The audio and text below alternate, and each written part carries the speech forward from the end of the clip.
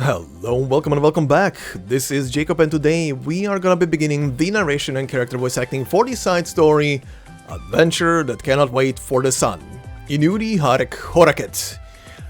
Alright, anniversary story, Pepe story is here and it is a goofy one. At least for the time being, it is a very goofy one. Oh, sorry, should I maybe call her rather Jiruna Perhape Sashud Hatshepsut. Yes, I have practiced that. This event has names. Send help. Anyway, the story is here, and before we begin, let's do the usual. And that is, do you need to know anything before heading into this side story? There is a small bit. There is a very, very small bit that you might need to know before heading into this story, but it's bonus material. But for you guys, I have you covered. But all in due time. So, this is a side story that pretty much is connected to just one small bit that has been mentioned in the game so far.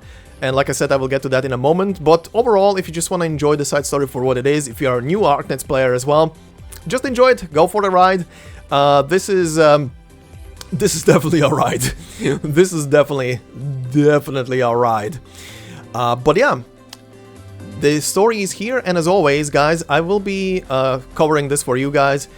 But I do also need to ask every single time, and apologies for that, because I will be covering this in these parts as always. Do refrain from posting when you post in comment sections below, from posting any comment that is related to story beats that will be later after this part, both for my sake and for everybody else's sake who is watching these videos and reading the comments. Don't spoil, essentially. Don't spoil what comes after the portion of the story that is being covered in a video. That is all I'm asking. That is all I'm always asking. And so far, you guys have been amazing with that, so thank you very, very much. But yeah, this is a very, very interesting story so far. The names, however, are torture, and we'll get to that later, or rather, you will hear that later. Oh boy, it's torture. Oof. Anyway, let's begin with the backstory that I mentioned earlier. So, there is a tiny bit of backstory to Pepe, and I want to ask all of you, how many of you know that Pepe has been already in this game? You could meet Pepe in the game, months prior to the release of this thing. Where, you might be asking? Well, there's a certain game mode called Reclamation Algorithm, and there is a certain mini-story in there surrounding Pepe, which we will be covering here as a little intro bit before we begin with our major story. So, let's dig through some sand, shall we? Reclamation Algorithm Tales Within the Sand contains essentially two major stories. We have a main sequence and an optional sequence. For our purposes and the background here for Pepe, we will be focusing on the main sequence. In it essentially are Rhode Island detachment plus some old and new friends in the sands that we meet there.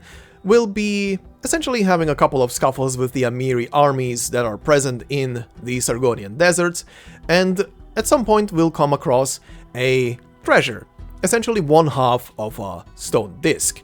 With the disc in hand and a couple of pointers from local villages, the detachment will go out to find also a book that was intentionally left behind by Pepe. And after they find the book, a first contact is made with Pepe, and a deal gets struck between the team, and the two parties head out to find the second piece. Once the second piece is found, we head to a crystal cave where a chamber is hidden within. Once inside, Pepe places the two halves of the disc into a certain place and they begin to spin. Then all the light in the chamber converges and an image of a tall figure appears and speaks. It leaves what seems to be a pre-recorded message to the person using the disc, and the message goes as follows. You have come. You have sought me. You have fulfilled your promise. And so I shall honor mine and hide the key within the time stream. May I, until the end of time, glimpse your countenance through their faces. After this, the group and Pepe split up. Pepe stays behind to study what else is left in the cave, while the Rhode Island team returns to their main camp. And that is pretty much the entirety of the meeting with Pepe. After that, we will get a couple of informations here about what Pepe found, potentially either here in this cave or in another place where it sent her off, in the current side story. But there is a bit more, so how about we watch two videos very quickly. One was released with the reclamation algorithm quite a while ago, so it's also not voiced in English, so you will have to pay attention to the screen, as it does have actual official English translations. The other one was recently released with this event, so let's play them one after another and then proceed into our story.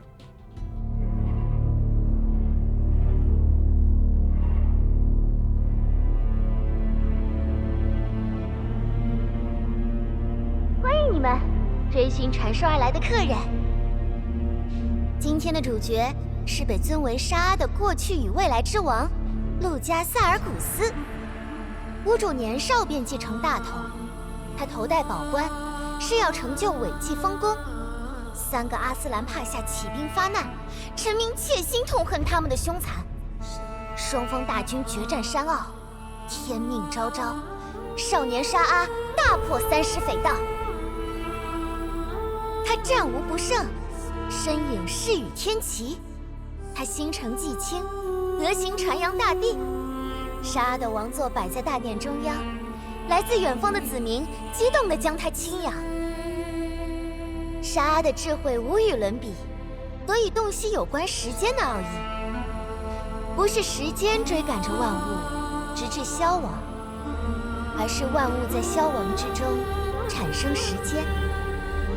他将思绪整理，他将稿纸归一，人类的生活才有了历法和条理。沙阿前往远方，迎接了梦魇大王哈兰杜汗。2位君王一见如故，相见恨晚。阁下既为征服而来，何不与我一道向南？不可言说的大敌阻挡在前，无所畏惧的英雄撕裂怪诞，大地崩毁，山河断裂。可惜时过境迁，那些过去不得一瞥。只有历史变成传说，传说绘此帝王之书。怎么样？我摘录的这几句诗还不错吧？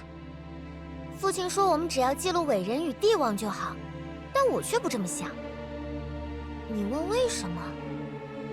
因为啊，沙阿曾经亲口对我说，你们要关注那些让英雄成为英雄的历史的背面。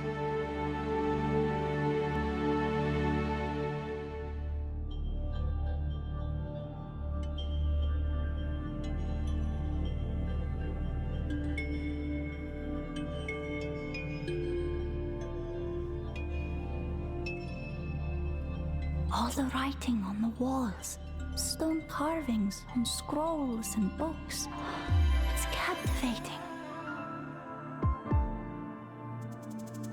Since ancient times, humans have kept written records of everything that ever happened.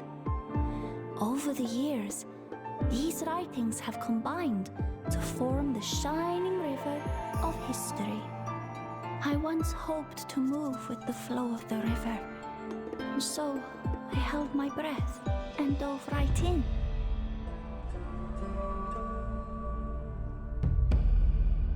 But in the end, I got nothing. Nothing but suffocation.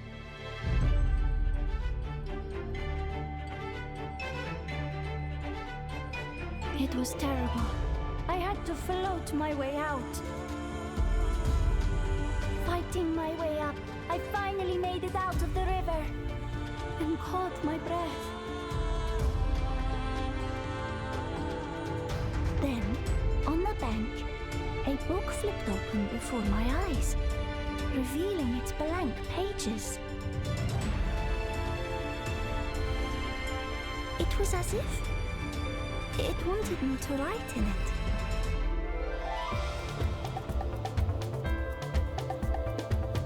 The book became my companion as I traveled all across Sargon, uncovering ruins hidden in the jungles, deserts, and oases.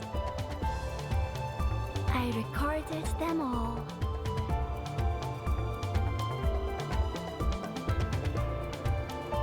Countless days and nights passed until finally I turned to the last page. There, a path stretched to an immaculate jewel. It shined brightly, just as it did so many times in my dreams. I was overjoyed. I looked back at the path I took to see a small stream of writing merging into a long river. My writing, my words.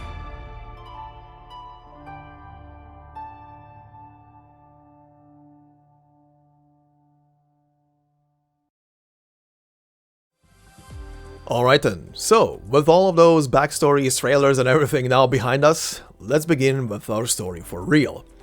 And obviously we're gonna begin here on the introductory cutscene titled City of Radiance. It's another fine day in the glorious Menat-Ha'mait.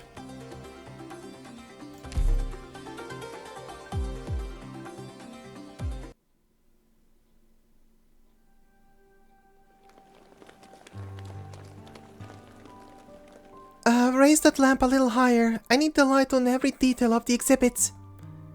Yes, Curator Hanim Effendi. Yes, Curator Lady.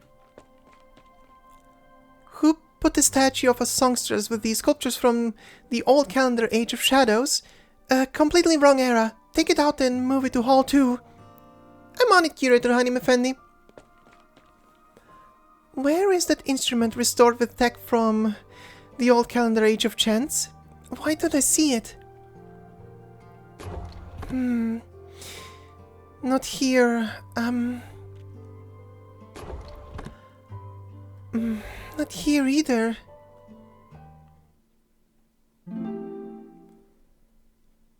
Oh, guess from afar, ripples in the lotus pond follow thee here. 'Neath the tree's shade, sup sweet dates and fresh beer. Let us toast now to a midsummer and cheers. Oh, Medjehtiqedti Hanim Effendi, your singing rivals even the most elegant of foul beasts. I can't tear myself away. Medjehtiqedti Hanim Effendi, the notes of your lute flow like purest water, like the calmest, sweetest brook. But of course, I have worked tirelessly for months to produce the perfect rendition of this ancient ballad.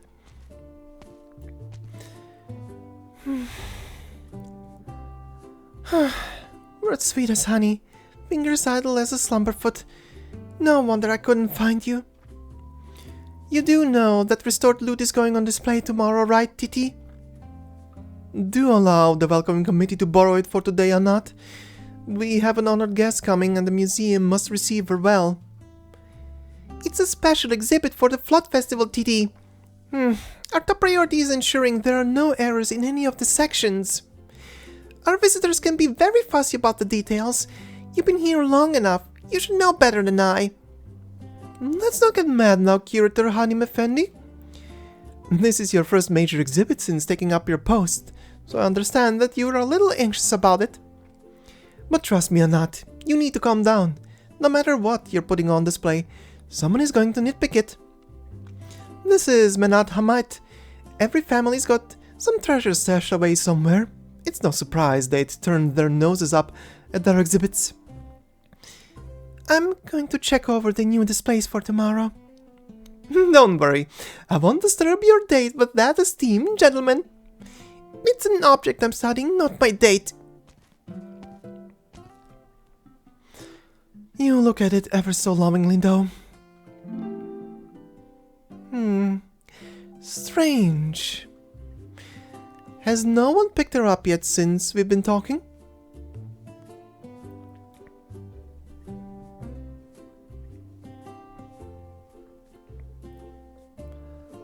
I'm guessing that girl over there is learning how the irrigation channels work. Gonna write a thesis on the history of it. Or maybe she's an epigraphist and she's just cleaning the sludge off the stele in the river. What's the difference? They're just different types of history, nerd. Blame it on the city's long history. Every historian in Sargon gets obsessed with this place. Yeah, look at this ancient riverway we've got here.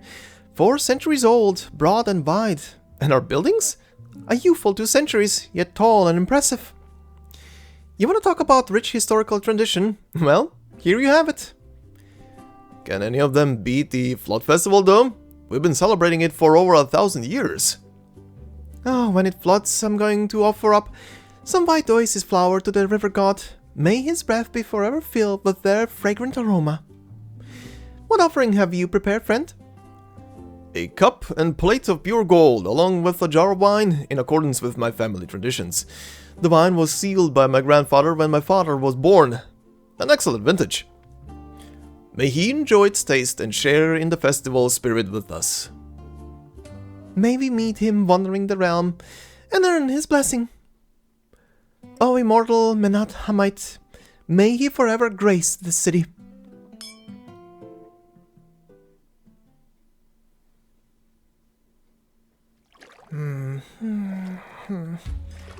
Did you find it yet, Hanim Effendi?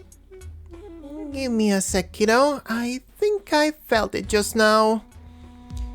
But you've been standing in the river for half an hour already. You keep saying you almost got it. Shh. I'm trying to concentrate here.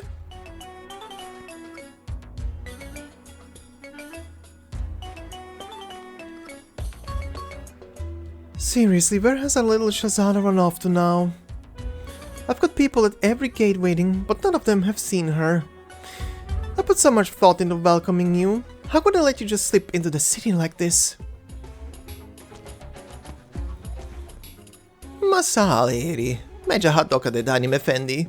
Where are you going in such a hurry? Ah, Bekti Hanim Effendi, it's you. I'm meeting an old friend of mine. Here, some oranges I just plucked from my garden. They ripen just before the festival. I'm sure everyone will love them. Take a few for your friend Medjehtiqedti Hanim Effendi. She's not a fan of favors, but I thank you in her stead. Salam, Bekti Hanim Effendi. Ma salam.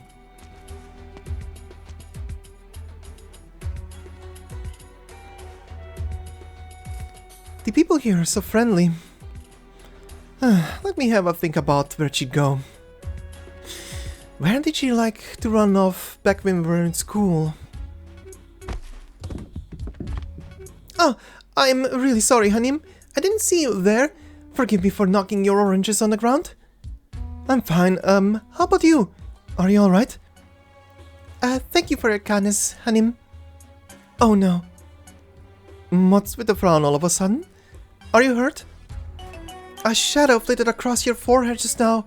An ill omen. I fear you will meet with some misfortune soon. If you are willing to part with 5 dinars, I can ward it off for you. Well, sorry, but I've got an appointment. Gotta go now, bye. Wait, 2 dinars, just 2 dinars then. This isn't a trick, you really are about to run into some bad luck.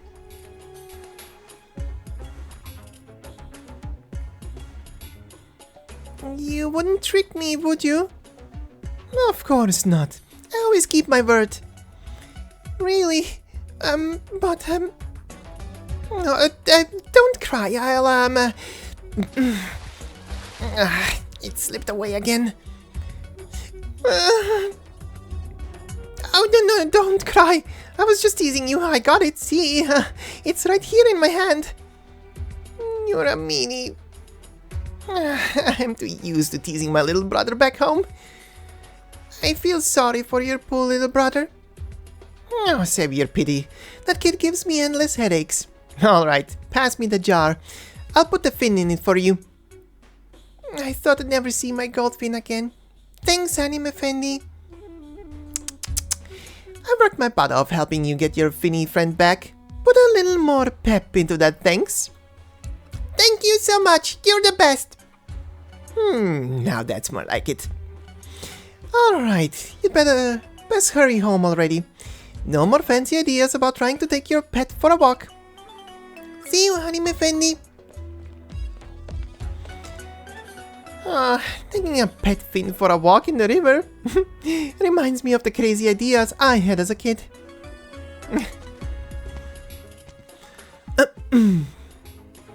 Well then, seems our audience has finally had enough of me groping around in the water for fin beasts. Glad you still know me so well, Pepe. I really don't want to head to the museum so soon. When Anat's in question-asking mode, I won't even get a moment's rest. Where is she anyway? She didn't come with you? She's acting curator now. Got a lot of things to do. With the upcoming super important exhibition, she's been busier than ever. Nice.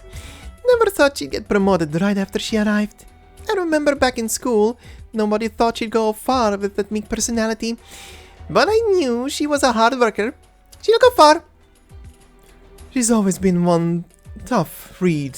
She never yields. Sure you aren't talking about yourself? You've been in this city for a while. No big changes? Me? I'm not too busy, but I'm also not too free.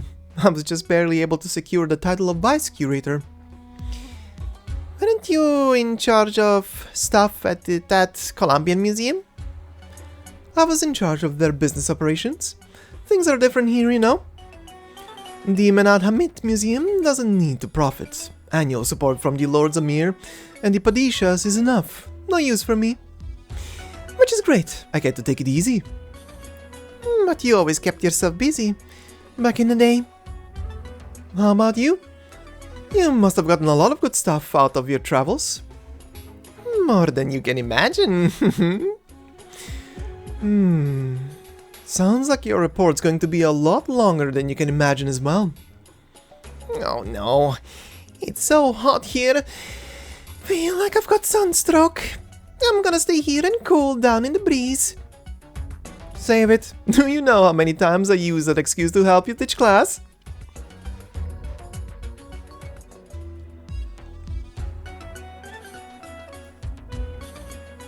You've been sitting there quite a while, Hanim, and the sun is rather fierce. Would you like something to drink? We have our specialty licorice juice, freshly made, only 5 dinars.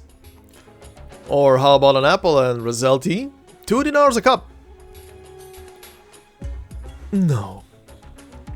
Perhaps a glass of apricot juice then? Only 1 dinar. I said no. Very well then. Hold on, waiter, not so fast. A pot of your best coffee, if you will. And add some local cardamom and cloves. And a glass of licorice juice for the lady. Right away. Coming to Menat-Ha'mait for the Flood Festival, anyone should have filled their wallet. You won't get much out of your trip like this. No offense, but I have always been of the belief that man should live within his means. If your funds are insufficient, there are plenty more other places to enjoy a holiday. I've heard that Docilis in Bolivar is rather pleasant, cheap, with beautiful scenery, suitable for those of more frugal means. You speak wisdom. A truly educated man you must be. You flatter me. And yourself? Broadening your horizons on the road? On the road? I suppose so. I seek my own road to follow. Your coffee, Effendi. Here, please. Your licorice juice, Hanim.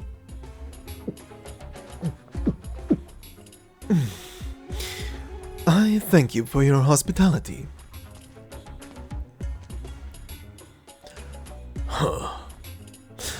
Waiter, could you tell me of some particularly fun activities during your flood festival?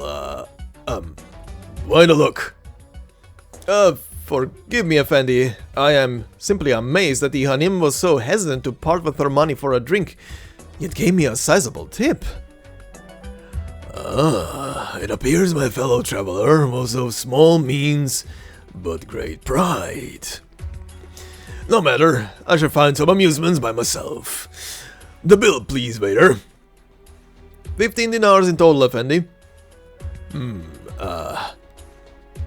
Effendi? Where has my coin purse gone?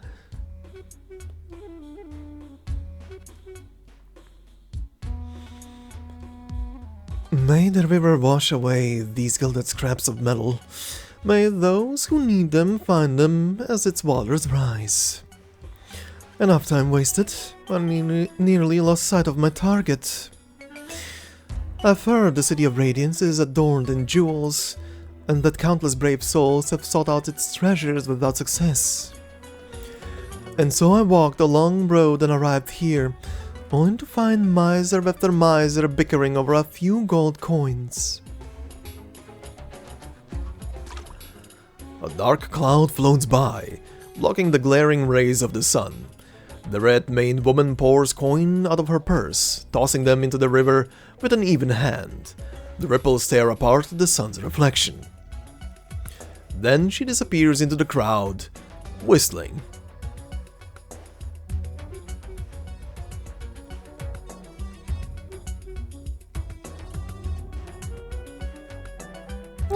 The Grand Bazaar's apricot juice still hits the spot.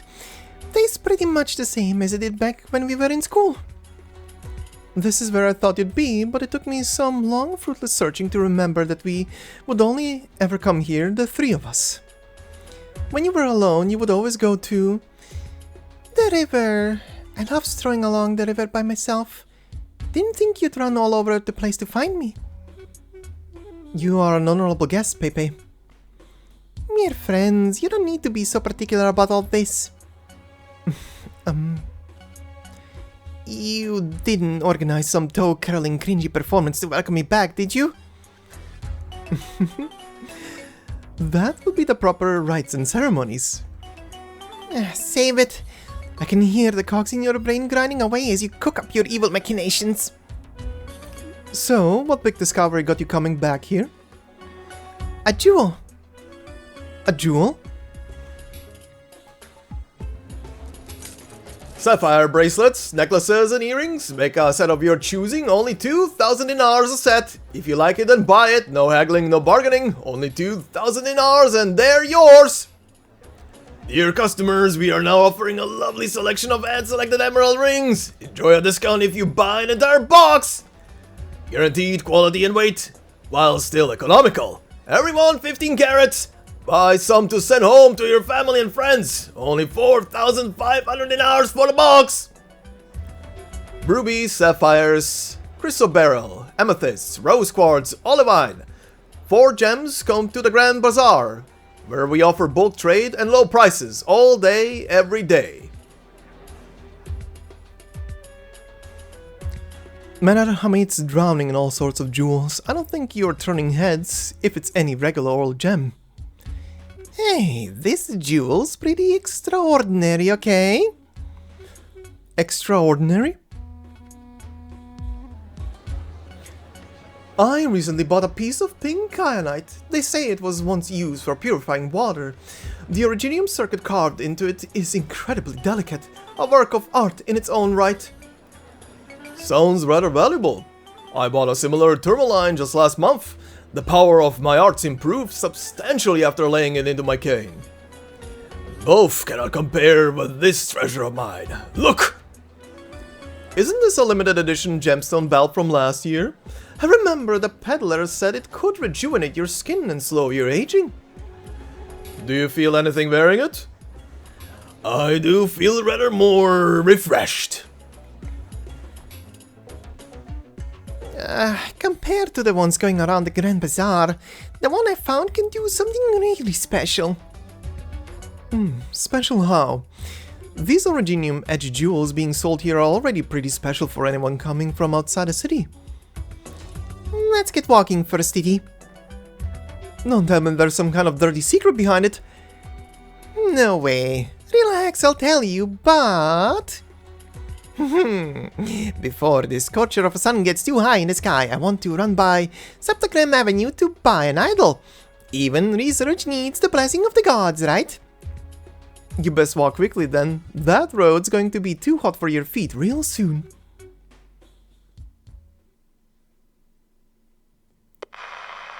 The target is moving toward the museum in the heart of the city.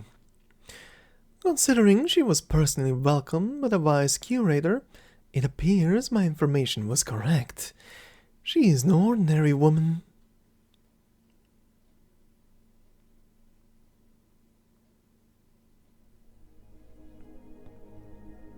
What?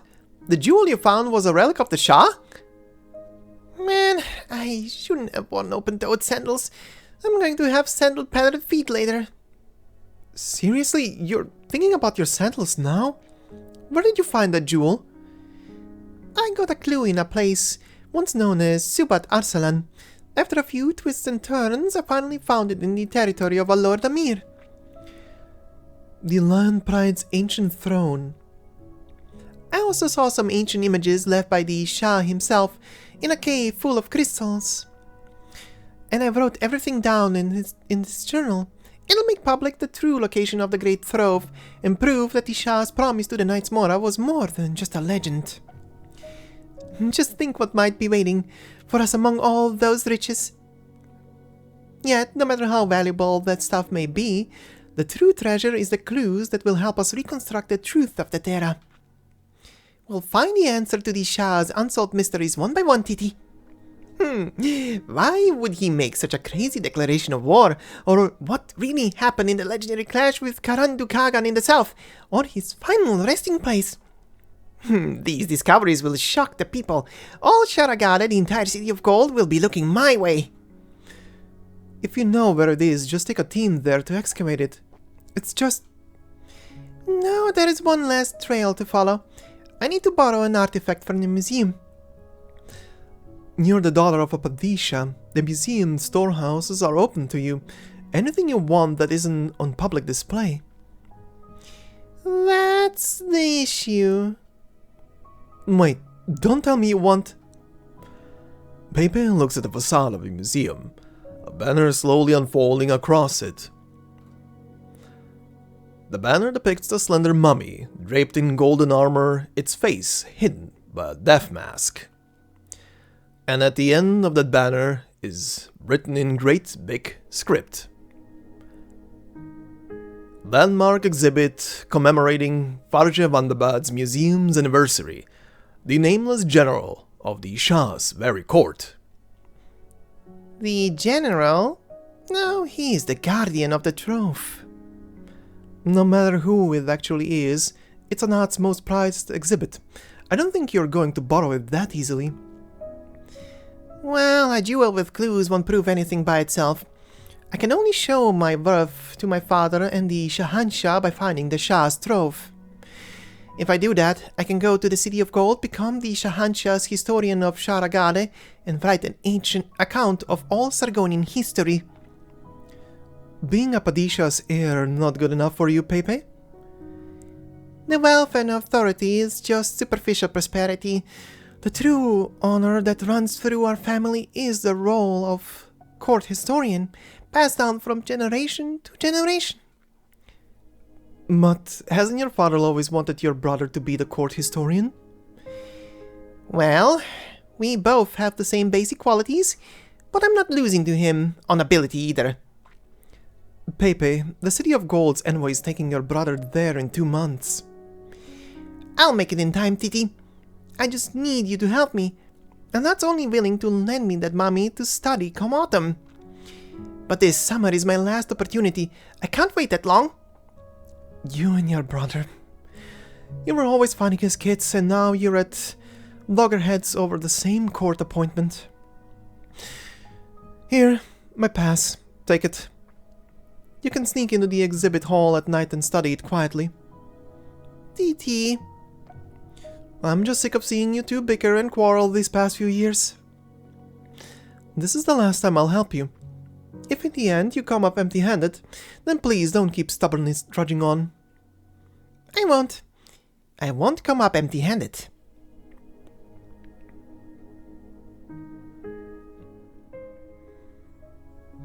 Ignoring Pepe's murmuring, Medjehtiqedti stands up to look at the grand edifice, witness to centuries of history. The sun shines upon all the gardens and buildings, and under the boundless blue sky, the great trapezoid looms over them.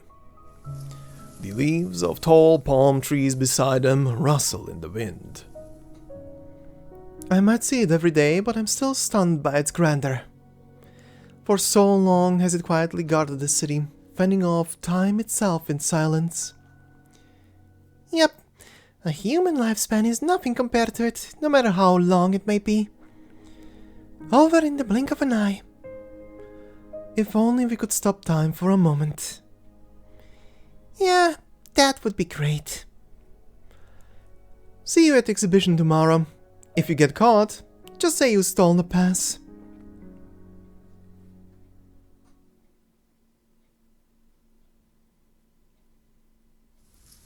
The exhibition tomorrow. Good. The guest itinerary has been confirmed. I'll welcome her properly. A descendant of a glorious clan of historians, the one who spread ballads of kings and heroes, explorer of all Sargon, purveyor of knowledge, a respected Padisha's daughter. Jeruna Perhape Sashut Hatshepsut. Any other would worry they would forget all these appellations, but the one who stands here is Narantuya, and their only regret is that these titles are all held by one person. Fine, I guess the ransom ought to settle my debts even if it's just one girl. The money left in this purse should be enough to buy a ticket for tomorrow. Never mind. The line would be too long and the sun too hot. And in this city, gold coins are too common to be worth anything.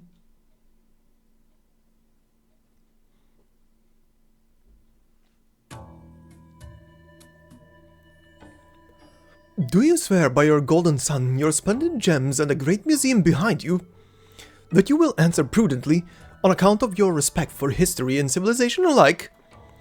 Look within, at your own conscience, and tell me once more, how much is a ticket to the museum? I already told you, Hanim.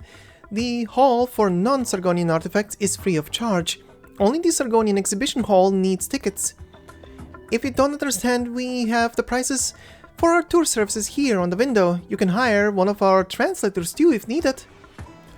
So the Minos exhibition hall is free to enter? I'll say it once more, Hanim. There is no Minoan exhibition hall. But at times there will be a few Minoan artifacts on display in the Northeastern Tributary exhibit. Northeastern Tributary?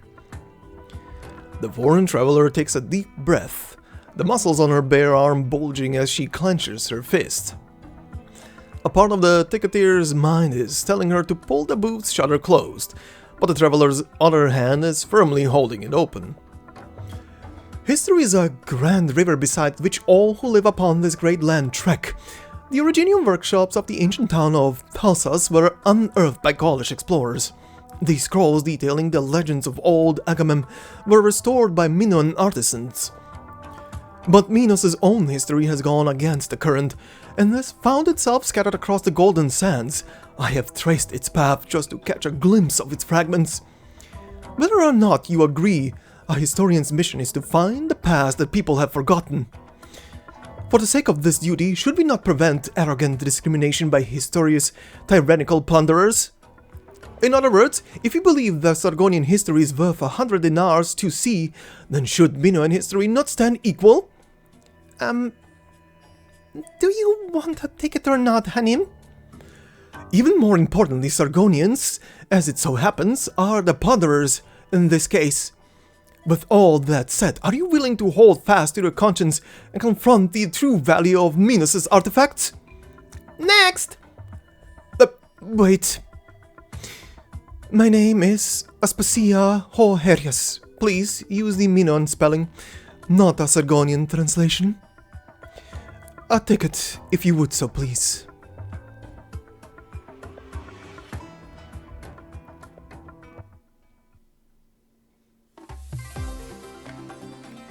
And that is our introductory cutscene. Two things I'm gonna say very quickly. There are two names in there that I have really tried to figure out if they're actual names of something or there's something akin to them. I have no idea. But for the purposes of talking about characters here in these segments in between, I will call that one character only by Titi. For story, I will make an attempt.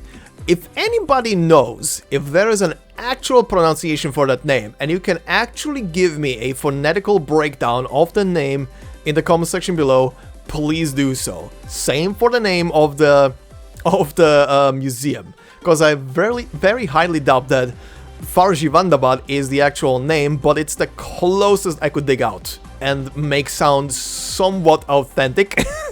Everything else was just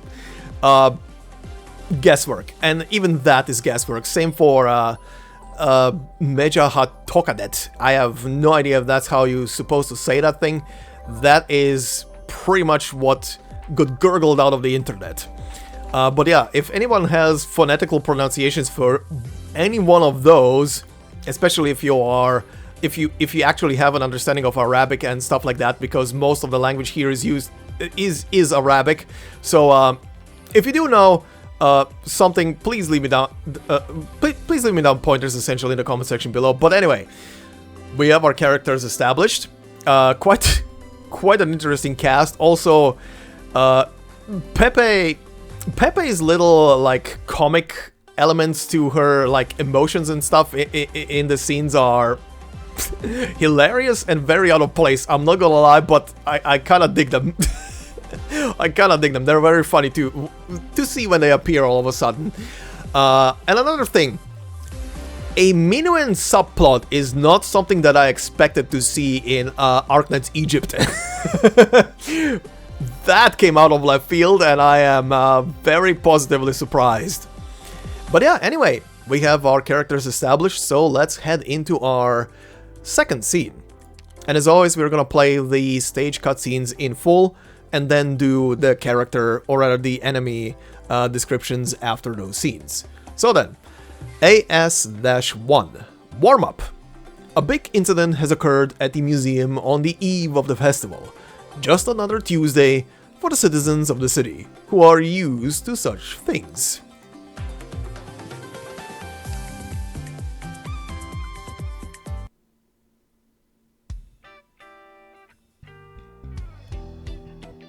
Night blankets the river banks, twin moons rise in loving embrace. In the dark they kiss, then the stars illuminate, and they blush in their glow.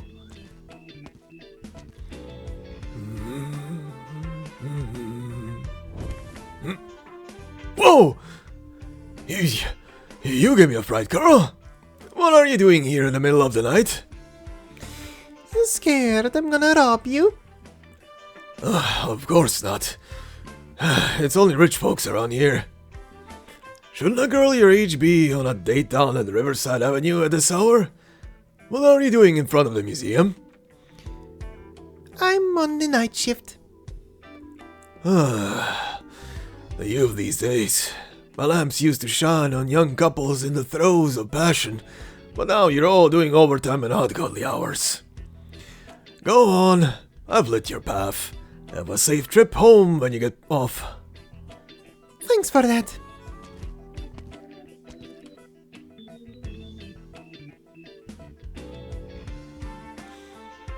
There really is no one here. Guess Titi wasn't messing with me. Let's see if they've picked up anything new. Gem workshop artifacts from the Age of Shadow. The originium circuits on this one is really something. Assembled from multiple pieces. No, it was crafted out of a single piece of originium. Amazing work. Really have to look close to see it. Wow, ritual instruments from the Age of Flow, found in the jungles. Are those blood spots from ritual sacrifices? And all these weapons? A ceremony from the Battle of Turba al-Safda? Well, I'll get to know you later. I have an appointment to keep.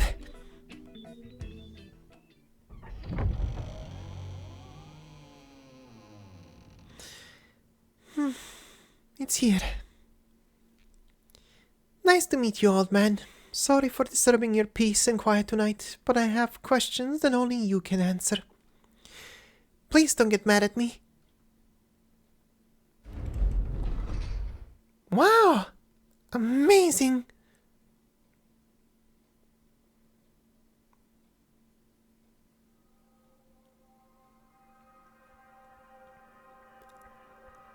Feline. Approximately 2 meters tall.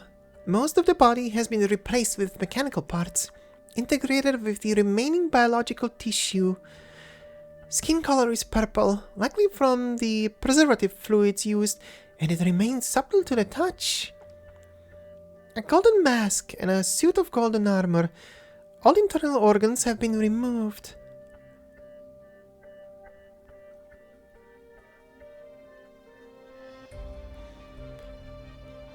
Strange. Neither the mummy nor the funerary objects give any clue to the location of the trove. But everything from the site is here. Perhaps it's the gem itself that offers a hint. First, the heart. At its first beat, we come to be. Second, the lungs. At their first breath, we come to feel. Third, the bowels. We fill them with food, cultivate our tongues, and develop our own likings. Fourth, the liver. We go into the night, awake and alert, for duty and obligation. Now, how do I use this gem? Pepe ponders for a while, then reaches into the mummy's chest cavity, placing the gem where the heart should be. She holds her breath, waiting for something to happen.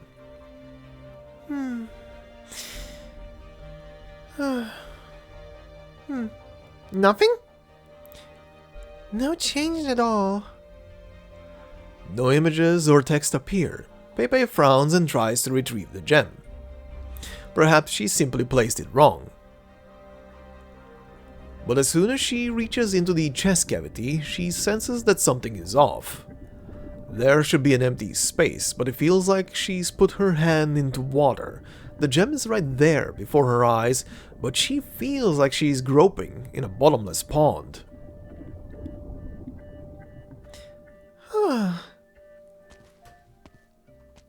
Who goes there? Have you any idea what time it is? Oh no, it's security. Pepe closes the glass display case lightly and sneaks into the darkness, holding her breath. Who's there? I thought I heard something. Was it over here?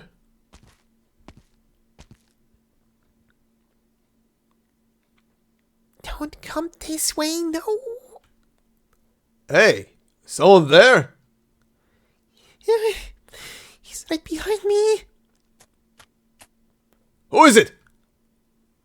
There's someone else? A mysterious animal. Oh, just a little critter. How did you get in here, cutie? Huh? Hey, don't run. Look, I have a can of fins in oil. I need to get the gem. Where did it go? I just turned the corner and it's gone. Why are you coming back?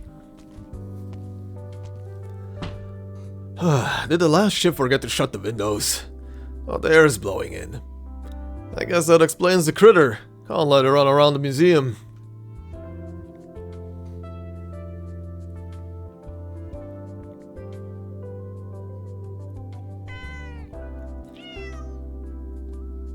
I don't care whose pet you are. One more sound from you and I'll have you castrated tomorrow.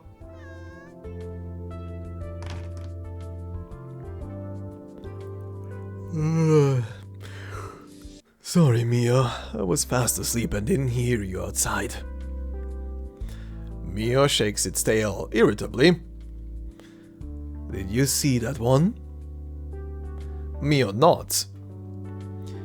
Good work, Mia. We've waited for so long. Bring him to me as soon as you can. Mia nods again. Come, I have some jerky for you.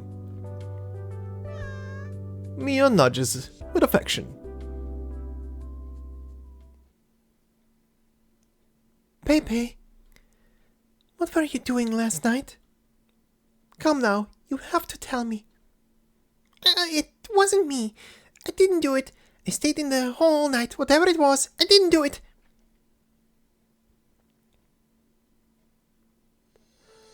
Pepe? Anat? Pepe, did you sleep last night?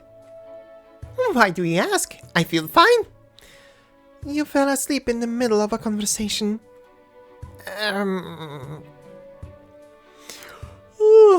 Morning, ladies. You reek of alcohol, Titi. Where were you last night? I took Pepe out on the town. Not like she's in town every day, after all. How did you even wake up after drinking so much yesterday? And not one whiff of booze on you? Did you shower? Oh, yeah. My brain was all foggy, so I took a cold shower. The opening ceremony is today, Titi. And you took Pepe out drinking? Don't I have enough to worry about already? Hey, I came first thing in the morning. I've looked at all the details of the exhibition. Your arrangements are perfect, except... Is something not good enough? Just tell me, while we still have a chance to make changes. You're a bit too high-strung today. Settle down. Just focus on your speech. Leave this to me, and I guarantee your exhibition will go smoothly. Get change before you make any promise to me. The guests will complain if they smell all that liquor on you.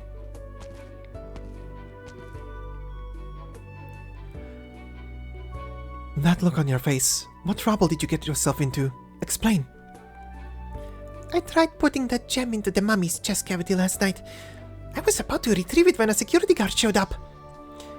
Get me a bit of time alone with the mummy once the exhibition is over. I'll take the gem back. Thankfully, no one has noticed anything wrong. You'll have an hour, at most. If you still can't get it out, I'll have to report that my pass got stolen. Don't worry.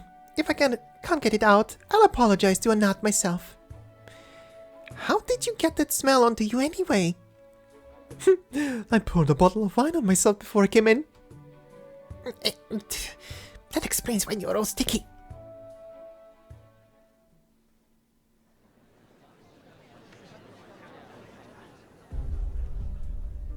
How are preparations going over there, Ajani? No problem, Narantuya. The smoke emitter is set, and we'll have our commotion on your signal. Your status, Ajazi? I'm in position. Good. She's a Padisha's daughter, and there will be big trouble if we don't make this a clean kidnapping. I don't understand why you insist on doing it here with all these visitors around. The more people, the better. When the commotion happens, no one will bat an eye at a few compassionate souls carrying a poor fainted girl out of the room. They'll be too busy worrying about themselves. I marked the camera blind spots on your map. Pick the right time to knock her out. Right, I'll leave early to set an ambush. Hopefully this needle will give her a good dream. I don't want to have to go into the jungle to make this serum again.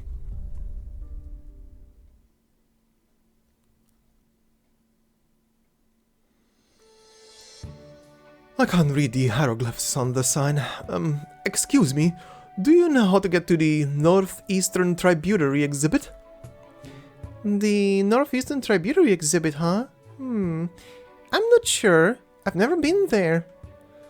We could look for it together if you don't mind. I find the lines of your muscles more beautiful than anything on display here. Please don't say that. Everything exhibiting here is a piece of history. All these artifacts are worth stopping to admire. You could have just said you weren't interested and spared me the excuses.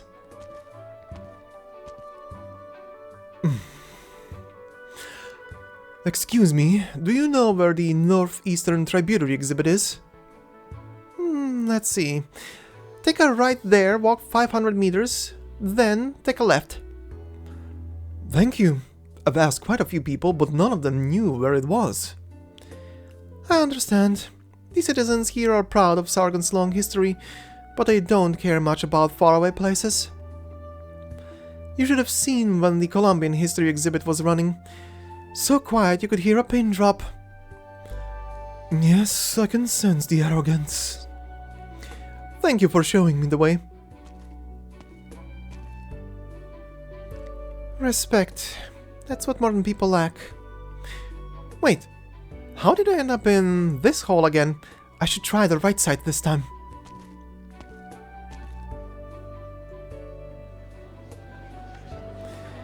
There are more visitors than I expected. I'm a little worried about Anat.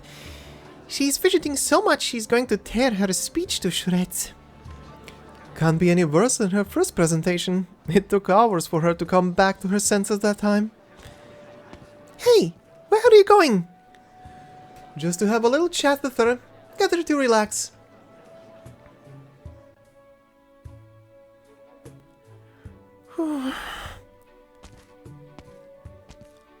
How are the preparations going on that?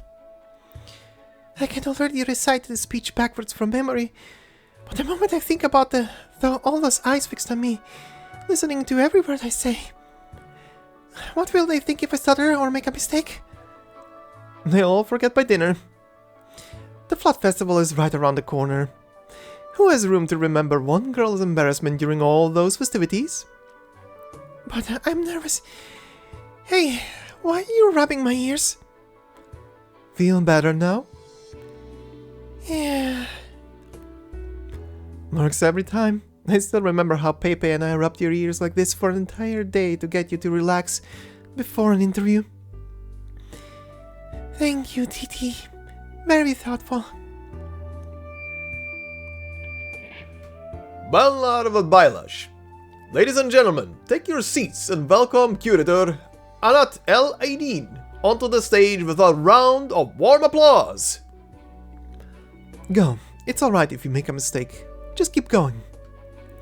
If you're so stiff, I'll sneak around behind your back and rub your ears. Better to be embarrassed together than alone, right? Oh, Titi.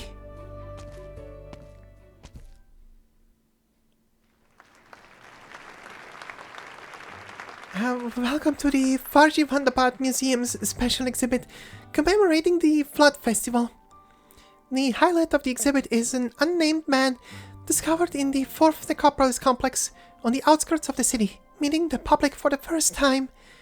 Both the body, the armor, and the funerary objects buried with him are remarkably well preserved. The extraordinary details on his clothing is clear indication of high status. It has been dated to the early days of the new calendar according to the Aslan dating method, making him a contemporary of Lugalszargus, the Shah of past and future. He has not been identified in any extant Sargonian historical records. Based on the artifacts recovered from his tomb, we theorize that he may have been... Excuse me, is this the Northeastern Tributary exhibit? What? Did I take a wrong turn? Yes, the Northeastern Tributary exhibit is on the other side of the museum, near the entrance. Sorry to interrupt. It's fine. In any case, continuing where we left off, we have theorized that the mummy is... Ow! Excuse me, sir. Sorry. Are you blind? The honored guests. My fault. Sorry, sir. Excuse me, Halim Effendi. Where are you going? Urgent business. Please carry on speaking. But I'm just reaching. Alright, yes, I know. I'm getting out right now. The most important part of the presentation. Where was I? Sorry, let me find my place. Yes. The exhibit behind me, it's,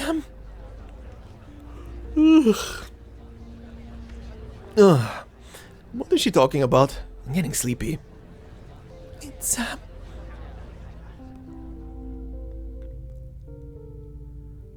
Anat spent a long time preparing for this speech. She prepared for bored audience members to leave or heckle her for her mistakes. But she never imagined she would lose her train of thought because of an interruption, leaving her speechless. She tries to collect herself, taking a few deep breaths, forcing a smile toward the crowd. She attempts to continue. Then she feels a hand on her ear, pressing it gently. Anat blinks, feeling a sense of warmth rise in her heart. Thanks, Titi. I'm fine, don't worry. Anat does not finish the sentence. She sees Titi looking up at her from the crowd in terror. Pepe's jaw has dropped open so wide that it could fit a whole apple. If Titi is not behind her, then whose hand is on her ear? Anat gulps. She dares not turn around.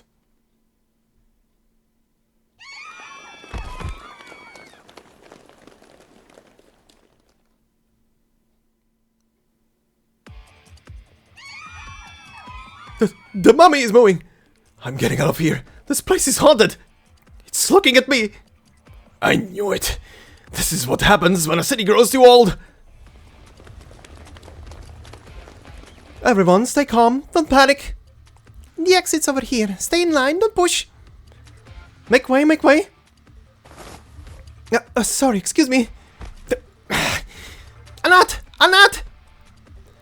Medjehtiqedti squeezes through the crowd to find a pale Anat lying limp on the ground, her lips parting weakly as though trying to speak. But the sight of the mummy coking its head behind Anat strikes her with such terror that she cannot move her feet. Titi, go and handle the evacuation. I'll try to take Anat and the mummy somewhere else.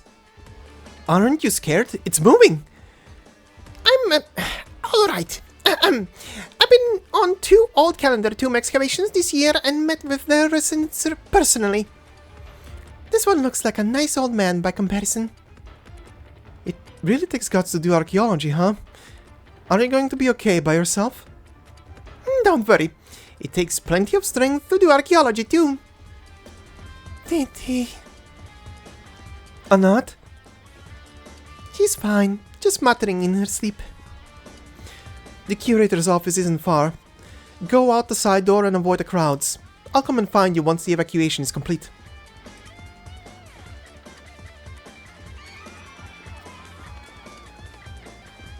What's going on? I'm not in my ambush position yet. Did you turn on the smoke early? We didn't do anything. What's happening? Seems like someone else is causing a commotion. Drat. I didn't see the target in the crowd. Where did she go? Alright, change of plans. We're starting early. Find her, keep an eye on her, and keep me posted. Roger. Hurry, we need to blend into the crowd once we're done. It'll be too late once the evacuation is finished.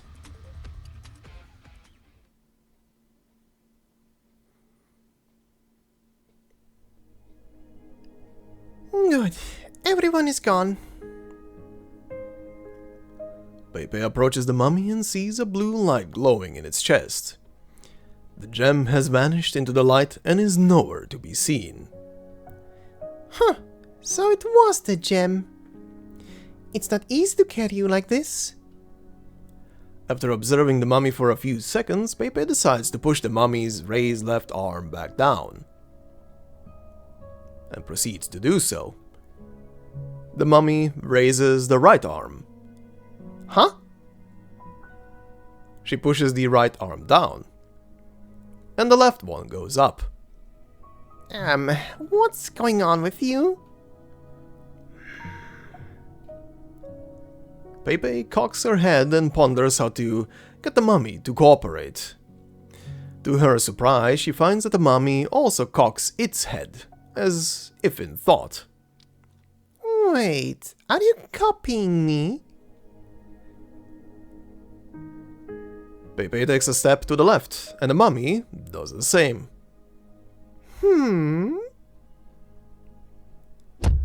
Pepe jumps backwards, and the mummy does the same, making a loud noise as it hits the wall behind it. Looks like you can move your arms and legs, but not your brains. Hey, if we can move in unison... An idea comes to Pepe as she looks at Anat, who still lies passed out on the ground.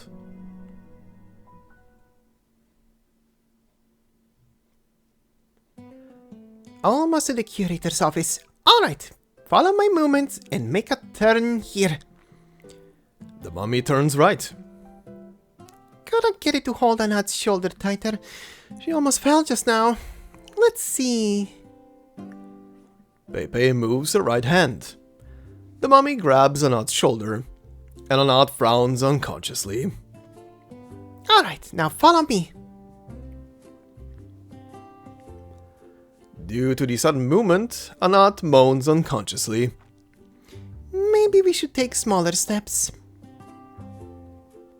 I'll consider that a yes. Very good. Wait, no. The mummy steps on the hem of its own robe and falls forward right on top of Anat's tiny frame. Anat groans unconsciously. That red mark on her face isn't going away for a while. The mummy says nothing. Oh, you genius. Come on, hold her tightly this time. Anat frowns unconsciously. Walk with me. Not too fast, not too slow. Good. 1, 2, 1, 2. Take it slow and easy. We're almost there.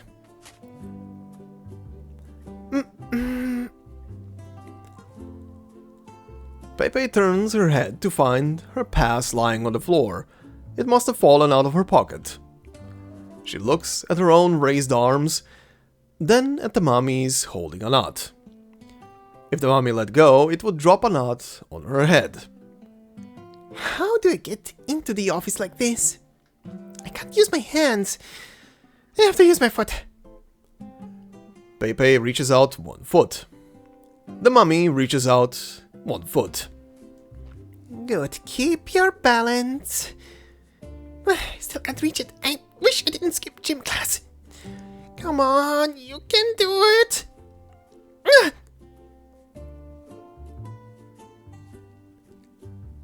Despite trying her best, the pass still lies just beyond Pepe's reach. She stretches a little too far and loses her balance. Following her lead, the mummy lets go of Anat and falls in the same way. Pepe can only watch as Anat's skull hits the floor, making a dull sound on impact. The unconscious Anat begins to cry. The mummy says nothing. Pepe says nothing. Sorry, Anat. I'll give you my full support on your next research project. Hanim Effendi, do you need help? Oh, I'm so glad you're here. Your curator isn't feeling well. Can you help me carry her into the office? Alright.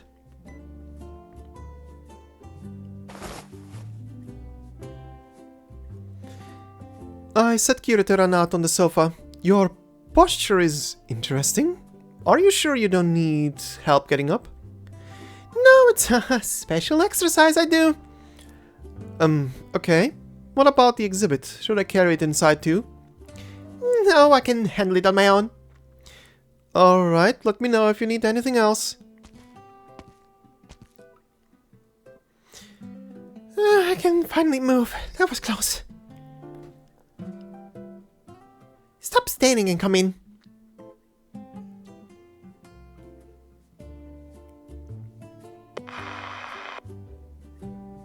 Good news, Narantuya. I found the target. Yeah, near Hall 4. I help her carry the unconscious curator into the office. I'm certain she's in the office. There's no one else other than the curator who's still out cold. I also have her pass. No problem. I'll wait here for you. Inzaja? Oh, Medjehtiqedti Hanim Effendi, What are you doing here with the whole museum in chaos? We're shutting things down for the day.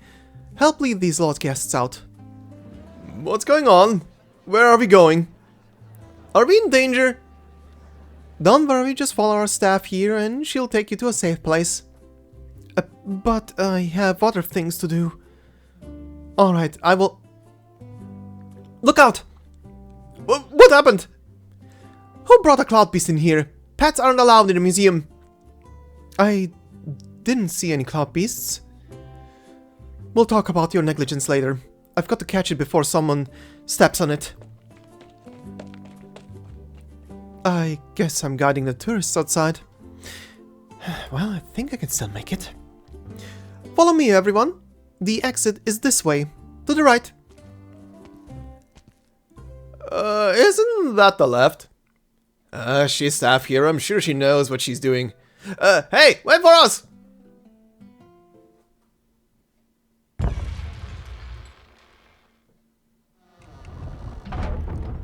A heavy exhibition hall door is pushed open, then closed again. No one remembers that it should be open, no one cares that it was opened, and no one has cleaned the dust sign that reads Northeastern Tributary Exhibit in ages. The hall is silent. Aspasia's heart thumps against her chest, almost loud enough to drown out her whispering footsteps. She passes by the black monuments of lost tribes and colorful Kierak rugs, casting her gaze towards the dark depths of the hall. Finally, our history awaits me in silence. I must admit that one should look upon history with such solemnity.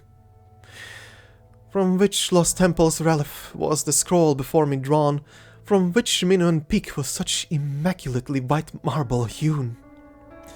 And such imagination, piecing together a corner of an ancient Minoan family with ancient artifacts. But it's all wrong. I recognize you, the golden goblet that once sat in the center of the temple. My grandfather came to visit you many years ago, as did my mother after him. Much has my family suffered for your loss. Why has this museum put it among the clay bowls for fermented milk?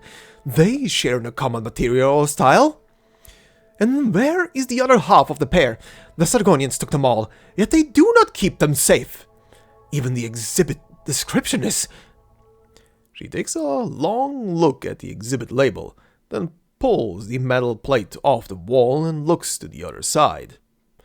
Both sides are perfectly smooth, with only her own reflection upon them. Signomi, sorry, this one was just left empty. But the biggest mistake is that these artifacts are here at all. A century ago, Minos suffered the shame of Sargonian armies violating her soil, trampling on our civilization and history. It should not have been so. I must take them.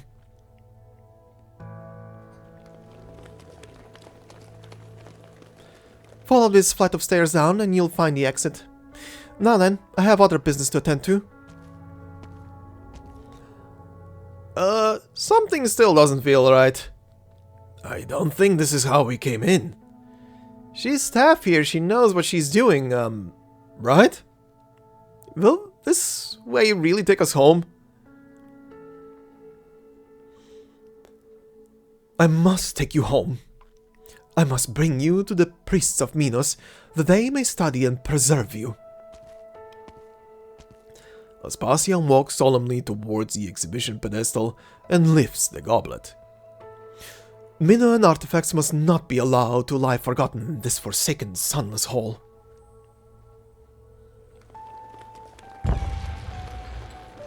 Don't push! I can see where I'm going. Shouldn't they put an underground light or something in the emergency exit? Hey, there's a lady there setting up the exhibit. She looks more reliable than the other one. Let's ask her. Have you come to see... is this the way out of the museum? Is there something I can help you with?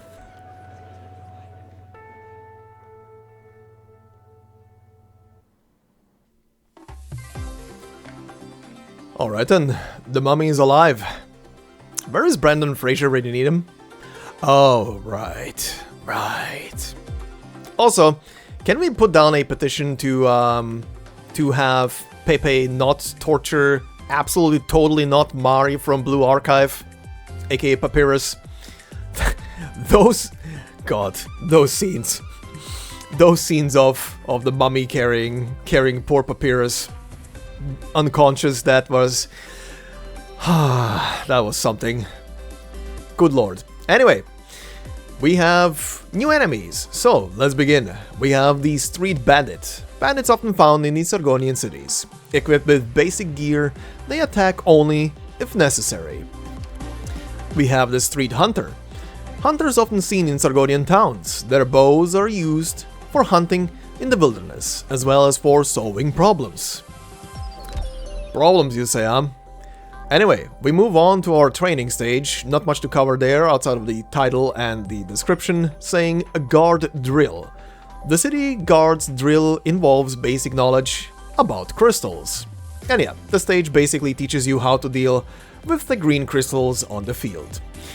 We move on to stage number 2, our final stage for today, titled Special Museum Operation. People come and go, some in the same direction, some in the opposite. Let's start.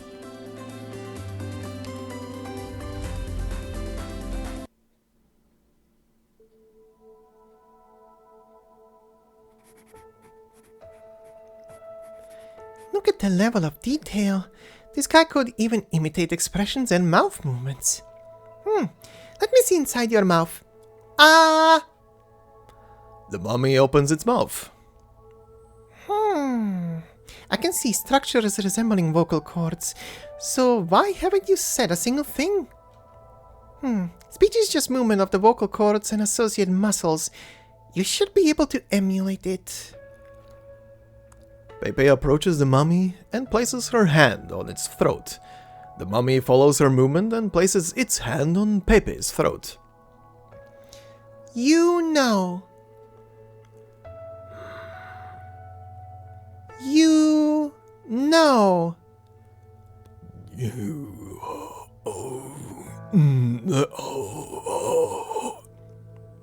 Pepe draws her hand back, covering her mouth in amazement, wonder in her eyes. So you can speak? Huh, inconceivable. The artifices of the Shah's time were amazing. Right, I once read about that in artifacts of the old calendar era.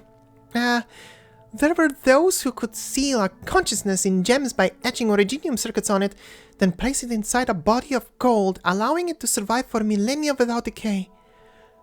Lost Zayadan technologies. The Shahanshah will be very interested. The throne must be sovered deep inside your memories. The mummy says nothing. Just copying me isn't enough. You need to tell me where it is. Let me see. First the heart. At its first beat we come to be. Second the lungs. At their first breath we come to feel. Third the bowels. We fill them with food, cultivate our tongues, and develop our own likings. Fourth the liver. We go into the night, awake and alert, for duty and obligation. Fifth.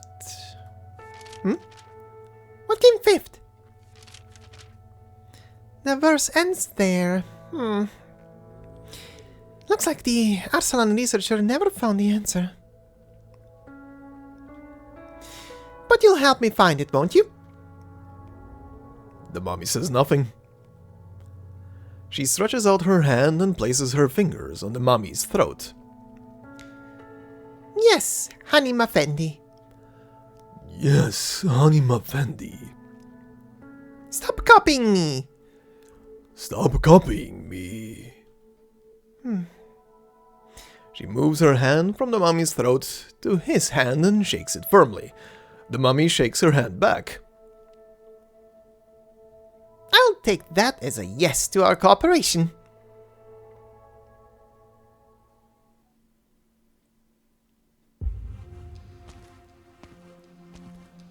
I'm here, Ajazi. Why aren't you at the door? Where are you? What? What do you mean you don't know where you are? How am I supposed to go in without a pass? Why is this office door built like a bloody vault? We don't have time. The vacation's almost done.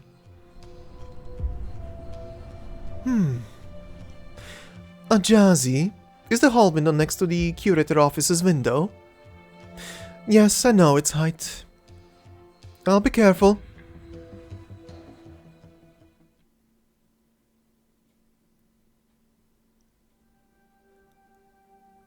Please be quiet in the museum. Disorder is the enemy of reason. Do not push. The statues and murals displayed here are not protected by glass cases and can easily be... As I said, this statue was almost damaged. We don't want to see if that happened, of course. History may lie in the past, but that doesn't mean it's not of our concern.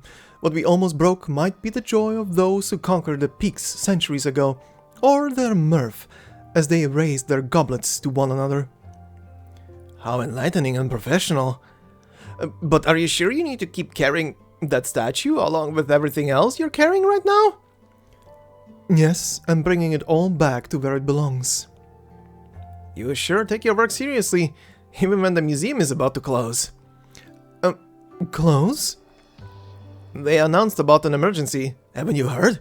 It really gave us a fright. The bumbling woman who was guiding us couldn't tell left from right, and I mean literally. I do agree that certain affairs at this museum leave much to be desired. She brought us to this dump and disappeared without a trace. I must dissent. This is no dump. It is Mino and... You have no idea how scared we were when we realized we were lost. We'll be trapped in here with all the ghosts if we don't get out in time. Look at that armor, that altar for life sacrifice. Yeah, that's why I never liked museums. Aspasia catches the tourist before his head hits the floor. Statue, clay jar, and goblet litter the floor, alongside the cannons that the Iberians used to carve open Bolivarian trade. My dear, are you alright? Fainted from a panic attack, I suppose. I have some smelling salts here that should bring him back to his senses, but I advise you to get him examined thoroughly later. Aspasia deftly crushes the cotton-wrapped glass tube and places a wet cotton swab in front of the tourist's nose. As the tourist comes to his senses, she lifts him up and calmly carries him to the front of the line. An emergency, you say? Oh, you sure have strong arms. Follow me, ladies and gentlemen. I will protect you if anything happens. Wow.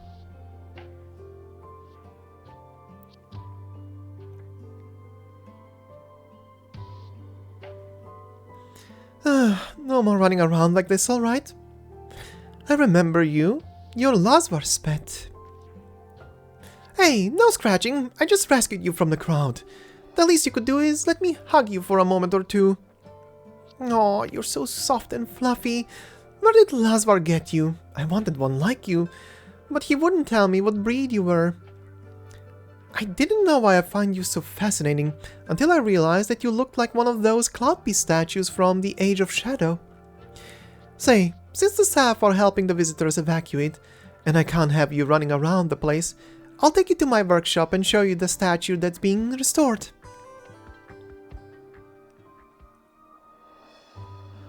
Medjehtiqedti descends several flights of stairs, arriving at the conservation lab. The air in the room is kept cold and dry to protect its contents. A single incandescent lamp illuminates the spacious room. Her exhales quickly turn to white fog. The underground floor is dead quiet. the restoration staff being mobilized to help with the evacuation. She sniffs and feels her heart race. No worries, little guy. Here's my table. Some resin-like gold-colored substance remains on the table, leftovers from Titi's work, repairing artifacts with Originium arts. But the Cloud Beast statue on the table is nowhere to be seen.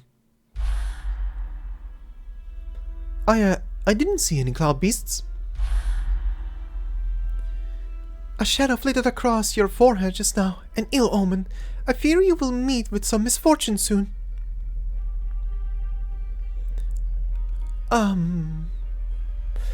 What are you? Did you come back to life like that old mummy? Hey, I didn't fix you so you could run around like Anat's research subject. And most certainly not to bring misfortune upon myself. Did I hear someone scream? What happened? Oh, Medjehtiqedti, Hanim Effendi. What are you doing down here? I thought you wouldn't be coming back for a while, with the museum being closed for the day, so I put away the artifacts under restoration. Never mind. I'm in the mood to put in some overtime today. You can go.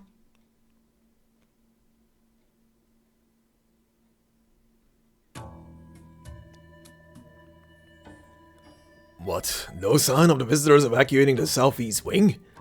Zasha was supposed to bring them out. I have to lock the gates. The vice curator gave the emergency shutdown order personally. I don't even want to think about how bad it must be. Did anyone look inside? Yeah, but I didn't see anyone. Where did the Zasha take them? Why are you so quiet all of a sudden? Listen. To what? The wind. A procession of 12 people walks out the front gate into the sun. They follow their leader, a woman carrying herself in a serene, dignified manner, in an orderly fashion. She holds a pale-looking tourist on her shoulder, paying no heed to the wind brushing at her garment and caressing her hair, as though a statue that has stood for many years has come to life. I feel like I've seen this scene before. I know, I've seen that statue plenty of times. There's a statue in that pose? Anyway, thank goodness, now I can lock the gates.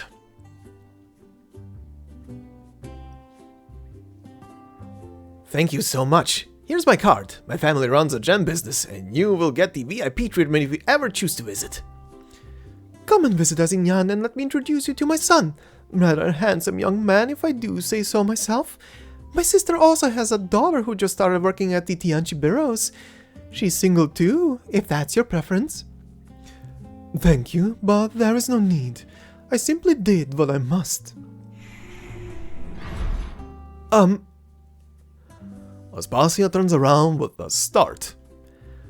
The roll-up door is being pulled down, and security guards set up a sign that says, "Closed," in front of it. Where's my goblet and my clay jar and statue?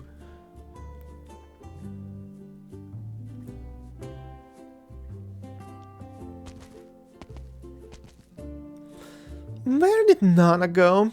It's getting late. She's not at the guava and berry shop, or the animal and porcelain shop, and not even her favorite Celestine laminated pipes. What a waste of time. I tell you, that cloud beast must have been eaten by that rampaging zombie at the museum. Oh no, how horrible. It's just a pet. I'll buy you another. In fact, I'll buy you anything you want.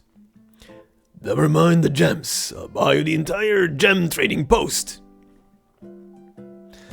A mysterious animal raises its head.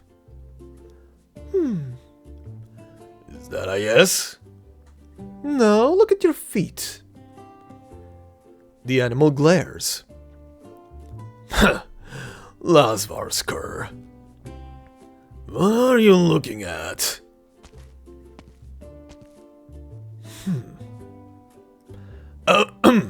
Oh, hello there, Lasvar. I didn't see you. Good timing. Let's do some business. My girl is very interested in this gem trading post. Wait, I never said that. I have a mobile platform in East Sargon that includes extensive originium refineries, dye factories, food processing plants. I'll throw some gold and jewels on top of it. That should get the deal done, shouldn't it? No, thank you. I'm not interested. The weight of this trading post is too much for you to understand. Wait, huh? If nothing else, you've inherited your grandfather's arrogance. A word of advice, either keep a few fierce manglers to intimidate people like he did, or have your little cloud beast greet VIPs like me. At least it knows when to growl. Ow! You bit me? The animal bares its teeth. No! Stay away from me! Help! That will do, Wolf. He's gone. You, want me to pet you? Let's see, here? Wolf licks happily. A foul beast flies over and perches on the shoulder of the young trading post overseer.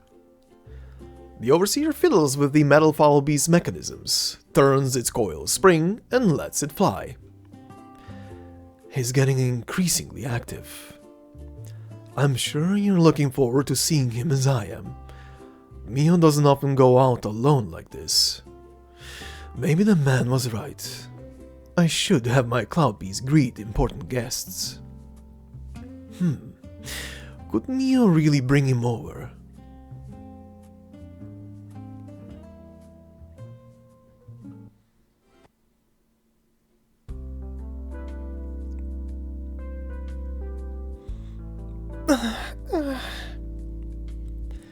Anat, you're awake? My head hurts. You hit your head when you fainted. That's probably why. It's not just my head. I'm aching all over. Why is there a bruise on my shoulder? And my knee?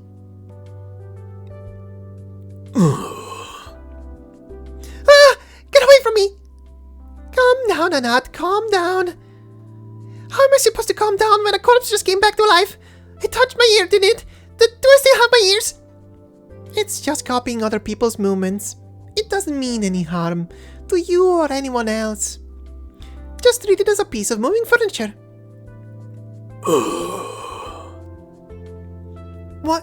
Why do you seem so comfortable with this, Pepe? Don't look at me like that, please. What did you do? Yesterday I placed a gem that I dug up into its chest.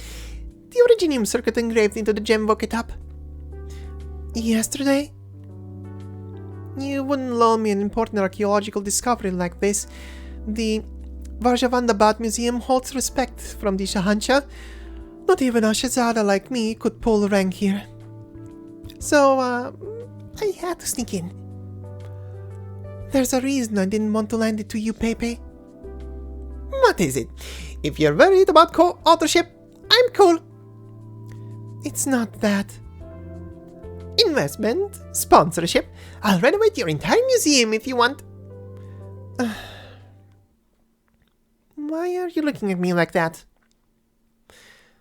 I don't understand. Why are you so obsessed with becoming the historian of Sharagade? You can still carry on your research if you agree to inherit the title of Padisha from your father. But once you become an historian and enter the City of Gold, you will never be allowed to leave. You know that. All that you learned in school, all the training you underwent to hunt ruins in the desert, all that you've seen on your journeys, all that will become useless if you're the Shahanshah's historian. Are you simply not happy with the fact that your brother was chosen? My dream of becoming the court historian isn't some whim. It's the dream of everyone in my family. We grew up dreaming about inheriting the golden reed pen from our elders.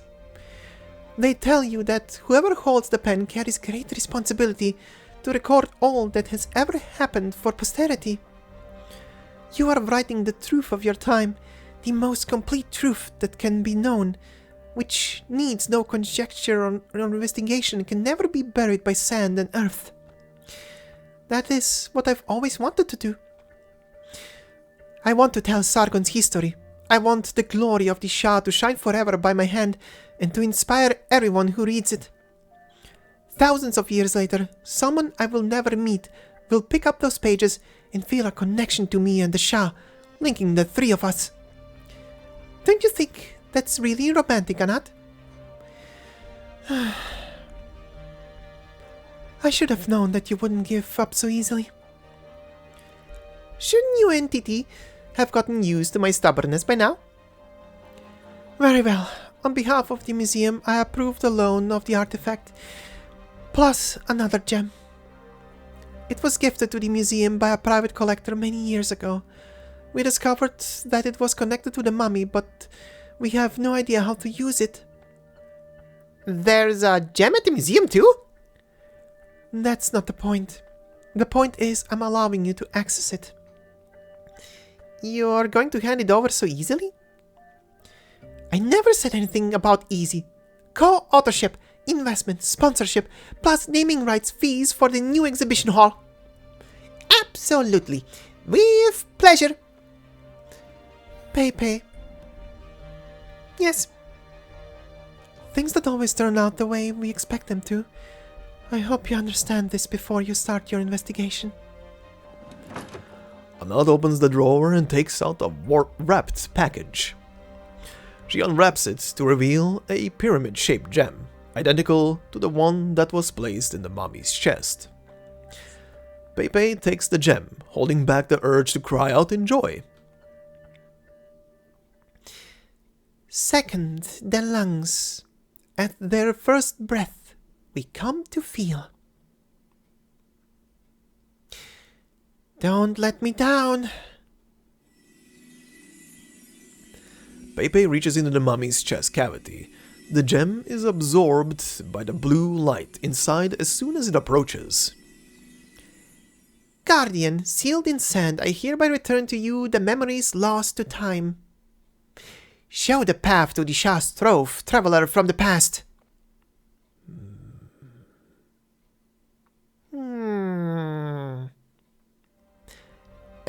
It stopped moving after I put in the second gem?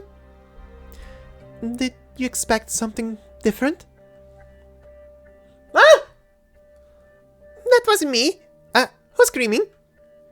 It was Titi's voice. Is something happening? I'll investigate. Keep an eye on the exhibit.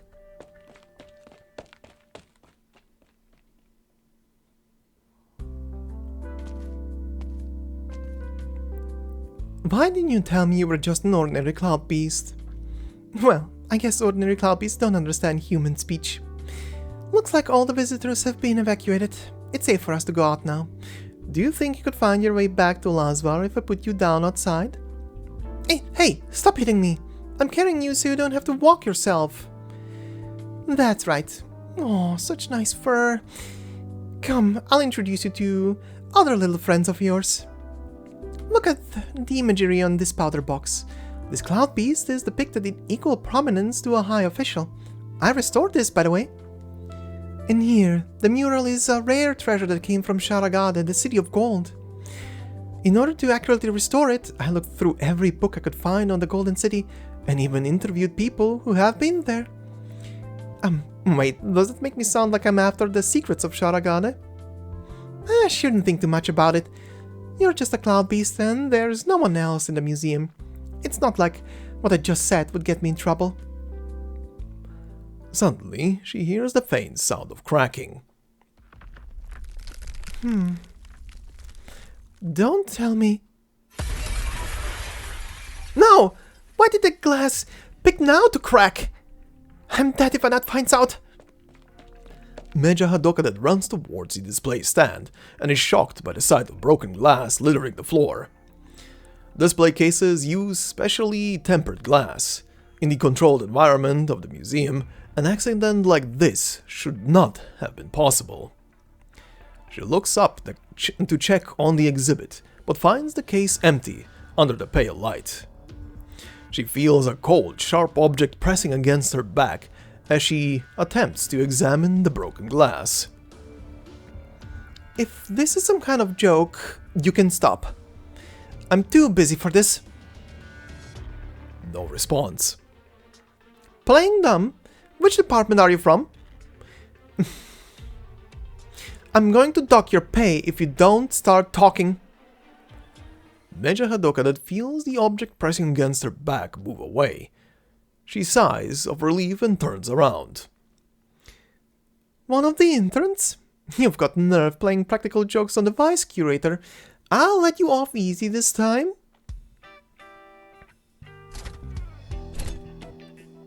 Ah!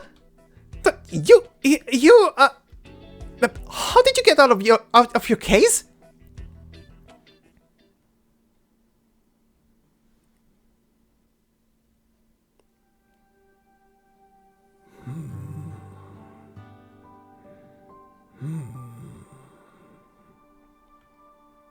Why haven't I heard anything else after that scream? Anat hasn't come back yet. Well, I'll just look around. Anat never changes, does she? She's the acting curator, yet her office still looks so bare and sparse. She had so many books back in the dorms. Why aren't there any here? She must be hiding them somewhere. I knew it. A hidden bookshelf in the wall. My bookshelf at home is due for renovation. I should ask her to introduce me to the designer. Let's see what you have here. A study on tribal religion in the Southwest. Review of unearthed riverside jewelry. Terra, A Journey by Dr. E. Erickson. The name sounds familiar. That's the Victorian scholar who came to speak at the college, isn't it? Lots of labels in here. I didn't know Anat liked his book so much. Let's check the section on Sargonian history.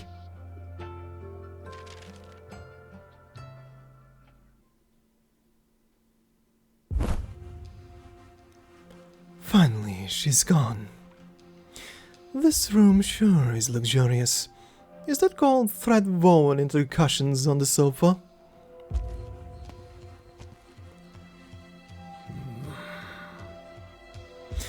That's the mummy from the poster. They put it right here in the room? I'll never understand the taste of rich people.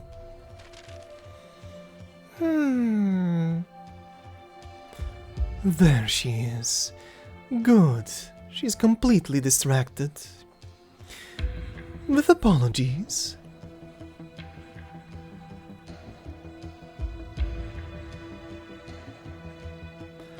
Narantuya walks up softly and reaches into her pocket, taking out a syringe that she has kept hidden within.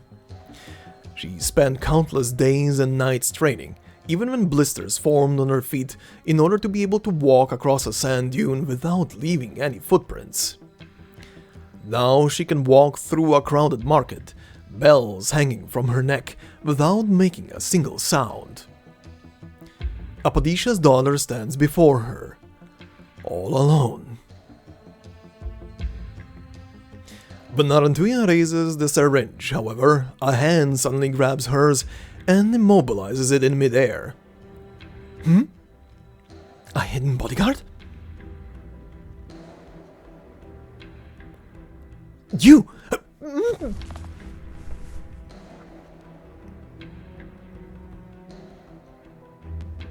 Narantuya cannot speak. The mummy laying on the sofa has appeared behind her, grabbing her hand with a steely grip. Her struggles are futile, and all she can do is watch in terror as the needle approaches her own neck. The other hand of the mummy is clasped across her mouth, not letting go until the entire contents of the syringe have been injected into Narantuya's veins.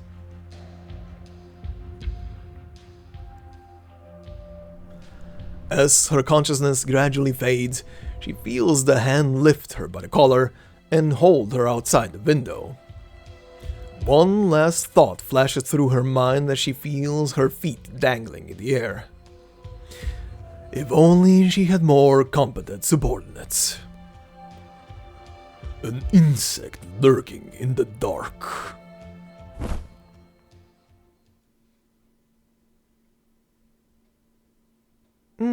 What? What's that sound? You're moving again? My mind is no longer clouded. There is clarity. I must communicate my cognition through language. Are you alive? My life has long passed. What you see is simply a well-preserved vessel. Who are you? In times of prosperity, I was His Majesty Lugalszargus Shahanshah's personal guard, defending him from the fires of battle. In times of decline, I willingly forsook the sweet release of death for the eternal torment of time, defending His Majesty's throne from invaders, safeguarding the Shahanshah's vow, and awaiting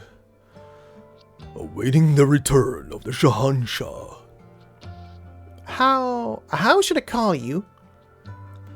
My name is Zubaidabu Yanur Ayusuz. You may call me Zubair.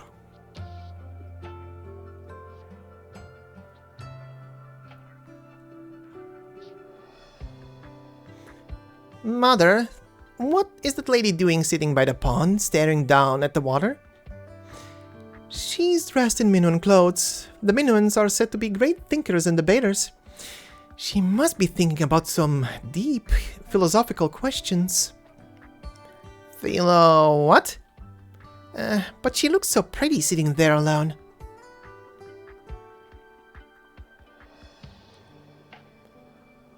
Hanim Effendi, the museum is closed. I know. I'm waiting for it to reopen. Well, I'm afraid there's currently no schedule for reopening. According to procedure, the curator must declare the emergency resolved, perform a risk assessment, and report to the stakeholders before a reopening date can be announced. I know. One of your colleagues already told me. As you can see, I'm waiting. You said you left something in the museum? Yes. Is it very urgent? Could you wait for our staff to look for it? We can contact you once we've found it. No, I can't wait. How about this? I can unlock the door and we'll have someone accompany you inside. Thank you. Mother? What is it? Is someone jumping from that window? Aspasia looks up at the child's cry and sees a woman falling from high up. With little time to think or look to the guard opening the door, she dashes over and holds out her arms.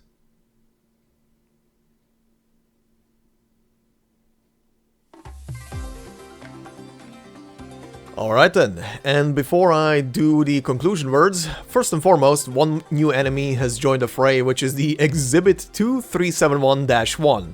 A curious jewel construct that was believed to be a water pump. Now it runs around with a gem in its hand. Right. This event has some enemies, alright. But yeah, anyway, our dear general has awoken. The mummy is alive. Well, alive, quotes. However you want to see that. But the mummy is around. It remembers who it is and what its purpose was, and it still is apparently. And yeah, this guy is definitely a big kahuna in the grand scheme of things. Someone who was around the time with Lugalszargus, that is pretty big. I do wonder where this is gonna go. Especially the Minoan plot is still fascinating to me. I am perplexed. Where did that come from? Hypergriff, can we finally have a story set in actual Minos? Like really set in Minos? Can we finally have a story set there? I think it's about time, right? That and actual Arknights Japan. Can we have that as well, please? Those are like the two big regions that were never properly covered. Only mentioned here and there, and borderline anything about them.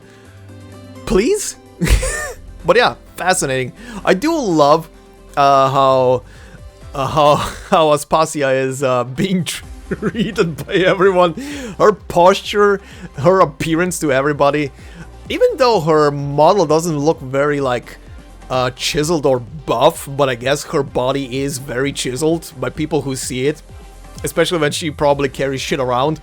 But I find it absolutely hilarious how everybody, doesn't matter who it is or what gender they are immediately simping for this chick, and I love it. And she's just doing her thing. She's just there to return her Minos stuff back home. Hilarious. I love it. I wonder what that subplot is gonna lead to. But yeah, we'll see where this goes. Narantuya almost biting the dust is actually hilarious, not gonna lie. That mummy, that general had it out for her. But do right. But yeah, she's kind of lucky that she was only using a syringe filled with something that was supposed to put someone to sleep and not kill.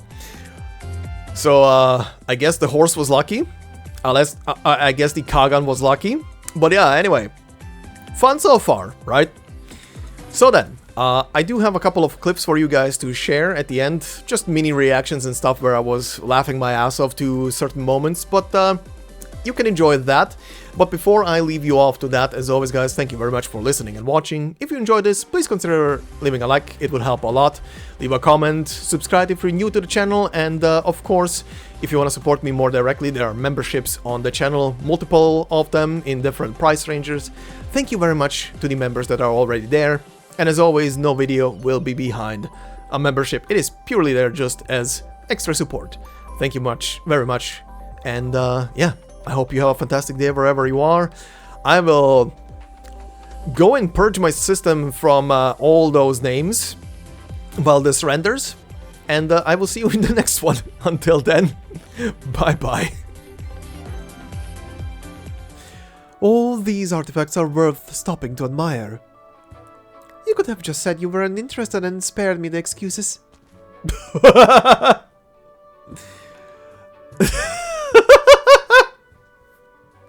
Wow! Damn! She got rizzed! Oh.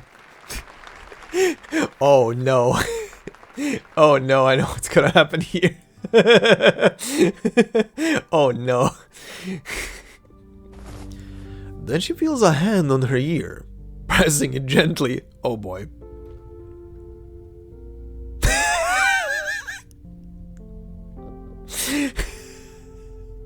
Oh no.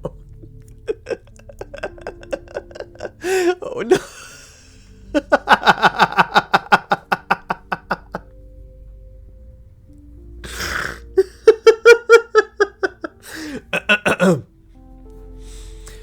Anat blinks, feeling a sense of warmth rise in her heart. That's not Titi. Thanks, Titi. I'm fine, don't worry. Anat does not finish the sentence. She sees Titi looking up at her from the crowd in terror. Pepe's jaw drops open so wide that it could fit a whole apple. Meanwhile, ear. Oh, I just noticed the fur on her ear and her ahoge. The panic. If Titi is not behind her, then whose hand is on her ear? Anat gulps. She dares not turn around.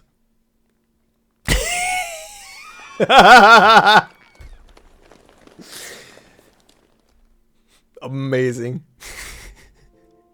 She holds a pale-looking tourist on her shoulder, paying no heed to the wind brushing at her garment and caressing her hair as though a statue that stood for many years has come to life.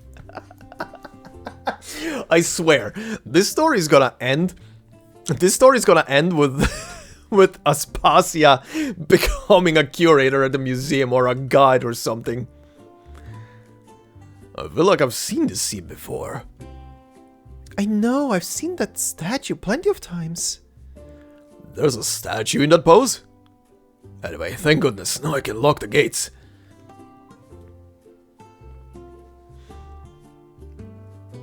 Thank you so much. Here's my card. My family runs a gem business, and you will get the VIP treatment if you ever choose to visit. Come visit us in Yan and let me introduce you to my son. Come and visit us at Yan and let me introduce you to my son. Rather a handsome young man, if I do say so myself. If I do say it to myself, my sister also has a daughter who just started working at the Tianchi bureaus. She's single too, if that's your preference. Wow! What is...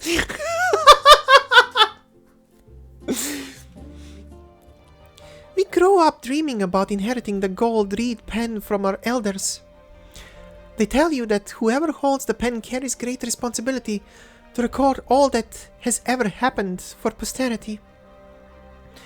You are writing the truth of your time, the most complete truth that can be known, which needs no conjecture or investigation and can never be buried by sand and earth. This literally sounds like what the Crown, what Civilite Eterna is doing. Civilite Eterna's purpose is literally, as stated in the module from Amiya that talks about it. It's Inception, essentially. It literally talks about the fact that the Crown is supposed to record history literally the way it is playing out, no buts and ends, and obviously it can also impart the knowledge it records. This sounds very similar, but more practical?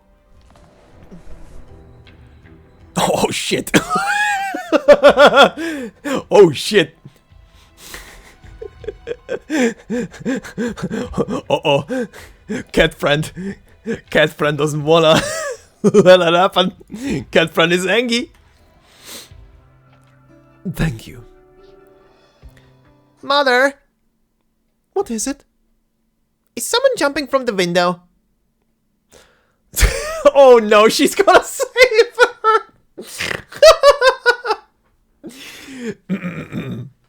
Oh my god, is Narantuya gonna recruit this woman? This is gonna be hilarious even more. Oh my god.